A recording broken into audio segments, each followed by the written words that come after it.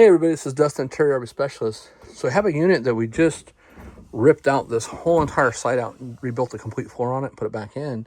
And an issue that the customer had was, hey, I have a faucet that was leaking in the bathroom. We figured it was the bathroom faucet, but actually was the shower faucet.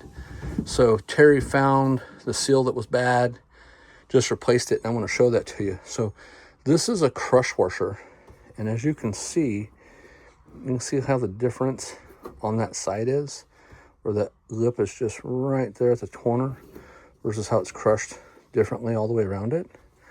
If that's making sense, let me put it on the bed here and see if I can capture a better view of it.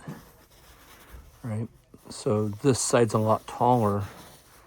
This side where the edge is like, very small and shallow compared to it. So these are a one-time crush washer. So whenever you disconnect any of your faucets in your coach, shower, water, toilet line, anything.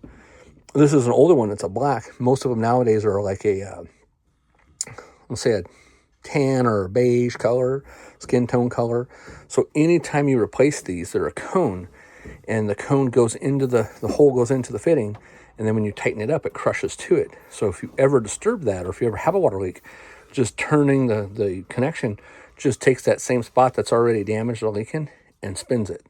So whenever you go to replace that, Terry, I put this right here on the counter for you. So he's just in here monitoring, making sure that none of these fittings are leaking. But that's it. So make sure, again, if you're going to go ahead and do any work yourself, make sure that you go ahead and replace those every single time.